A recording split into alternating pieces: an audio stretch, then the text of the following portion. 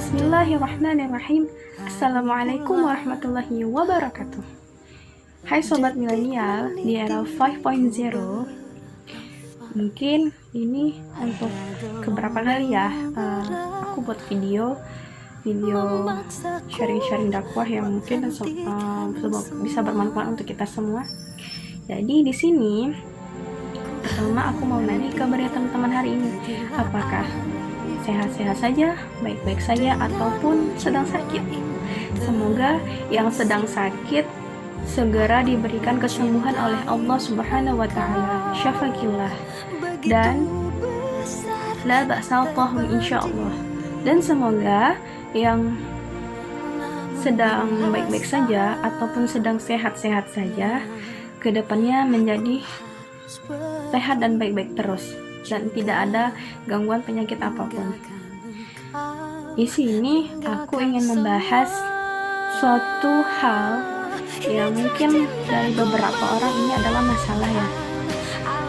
Kenapa sih setiap orang yang baru berhijrah itu bukannya malah senang, bukannya dapat kebahagiaan, malah dapat ujian langsung. Dulu tidak akan pernah ada orang yang setelah Allah kasih petunjuk, yang sudah Allah berikan hidayah, ditinggalkan begitu saja, terlunta-lunta ataupun terlantar. Nggak ada yang seperti itu.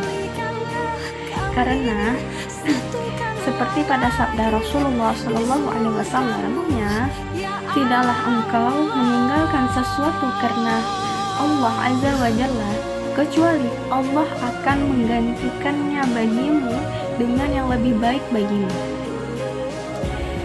Di dalam hadis ini sudah jelas ya, setiap orang yang meninggalkan keburukan, yang meninggalkan kemaksiatan demi mendapatkan kebaikan, demi mendapatkan pahala, demi diberikan petunjuk oleh Allah, maka Allah akan menggantikan yang lebih baik.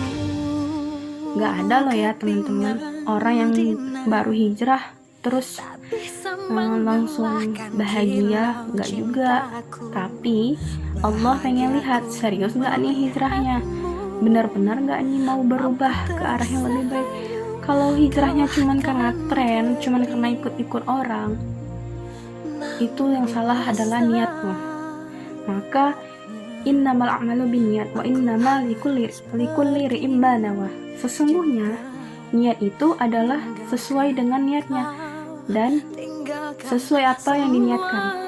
Kalau kita niatnya aku ingin hijrah nih, aku ingin menjadi lebih baik.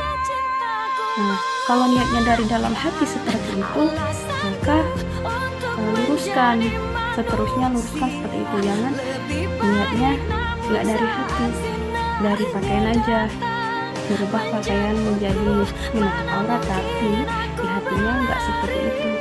Maka hati dan pikiran harus sejalan. Oke teman-teman, ada lagi yang ingin aku sampaikan. Ada beberapa orang yang merasa insecure, dia ngerasa dia nggak sempurna, dia ngerasa kalau nggak punya pacar itu hidupnya sengsara, hidupnya sedih, ataupun gimana ya bilangnya, ataupun seperti nggak ada teman. Hey, kamu lupa ya orang-orang yang sudah paham akan hal ini, bahwasannya Allah telah menyiapkan jodoh kita di lauh mahfuz, namun kita harus merayu Allah untuk mendatangkan jodoh tersebut. Jangan mau didatangkan Allah jodoh yang terbaik tapi kita tidak melakukan yang terbaik. Apa itu? Misalnya kita sholatnya, kita pengen jodoh yang rajin sholat, rajin mengaji, penghafal Al-Quran pula, terus rajin hadir ke kajian, lalu orangnya juga termasuk kader dakwah, tapi kita sholat aja males, puasa juga males, baik itu wajib maupun sunnahnya, mengaji pun males, bahkan ngafal Quran pun gak mau. Tapi kita pengen dapat yang terbaik, itu namanya tidak sebanding. Maka dari itu teman-teman semua, sebagai seorang muslim dan muslimah yang baik, kita bila meminta kepada Allah harus sesuai dengan apa yang kita ikhtiarkan. Kita ingin mendapatkan yang terbaik, kita harus juga melakukan yang terbaik. Kita dekati dulu yang maha memberi, kita dekati dulu yang menciptakan jodoh kita tersebut, baru Allah kasih kita jodoh yang terbaik, yang sesuai lah dengan kriteria kita. Kita berikhtiar yang serius, kita berusaha yang sesungguh-sungguhnya, sama seperti kita ingin menggapai cita-cita kita. Maka dari itu, intinya adalah jika kita meninggalkan sesuatu karena Allah, maka Allah akan mengganti yang lebih baik.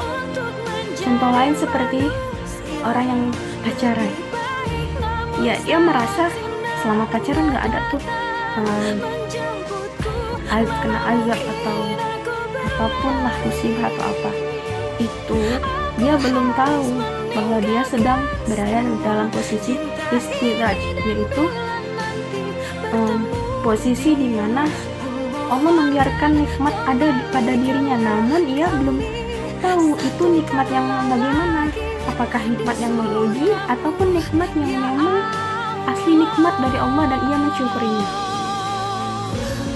Seperti ya bila kita lihat orang-orang yang ada di layar kaca, mereka pasti adalah ya yang belum menutup aurat, ya kita paham mungkin mereka ada yang tidak menyampaikan dengan benar kebaikannya ataupun belum mendengar yang baik, maka mereka belum tahu dan belum melaksanakannya. Namun itu biasanya kalangan anak-anak ataupun remaja. Namun kalau sudah dewasa bagaimana?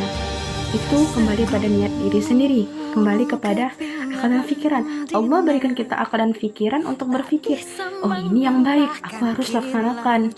Kalau aku ingin menjadi manusia yang baik, aku harus menonton ataupun mendengarkan tausiah yang bermanfaat. Tapi bila sudah didengarkan pun tidak dilaksanakan, ya wallahu alam, itu urusan dia sama Allah. Yang penting kita sebagai sesama muslim, sebagai sesama anak muda, saling memberikan nasihat yang mungkin bisa bermanfaat juga untuk diri kita sendiri maupun orang lain. Intinya yang terakhir adalah teman-teman semua, jangan buat hidupmu susah kalau tidak mau susah. Jangan buat hidupmu sengsara kalau tidak mau sengsara. Dan jangan buat hidupmu tidak dipedulikan orang, namun kau ingin dipedulikan oleh orang lain. Jangan. Saran dariku ya, lakukan apa yang sudah Allah perintahkan. Walaupun kita masih baru, ada yang baru hijrah ataupun yang baru kenal kajian, ada yang baru kenal Islam, ada yang baru bertaubat, apa itu adalah pemula awal kita untuk menjadi lebih baik. Insya Allah perlahan-lahan kebahagiaan akan datang dengan sendirinya. Jangan nanti lihat orang punya pacar, lihat orang nikah, aku pengen pacar lah supaya bisa nikah. Tidak ada istilahnya kalau mau nikah harus pacaran dulu, tidak ada, karena pacaran tidak ada dalam Islam.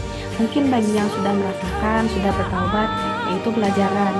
Tapi yang belum pernah, jangan sama sekali terpengaruh. Jangan sama sekali terpengaruh teman-teman. Kalau orang mau nikah, ya biasanya kalau dalam Islam adalah prosesnya ta'aruf. Ya sudah, kan ta'aruf itu bukan antara dua pihak, tapi ada perantaranya, perantara akhwat dan perantara ikhwan. Ya akhwat, perantaranya misalkan dia punya murabbiyah, murabbiyahnya mengatakan kepada murabbi sang ikhwan kalau sang ikhwan juga memiliki murabbi. Jadi intinya yang terakhir yang ingin aku sampaikan, jadikanlah dirimu bermanfaat untuk umat, tinggalkan yang tidak bermanfaat, tinggalkan yang buruk, dan hijrah ke yang lebih baik. Allahu a'lam bishawab. Semoga bermanfaat untuk diriku dan teman-teman semua. Bila ada kata-kata yang salah dariku, aku mohon maaf. yang benar datangnya dari Allah dan yang salah datangnya dari diriku sendiri. Wabillahi taufiq wal hidayah. Assalamualaikum warahmatullahi wabarakatuh.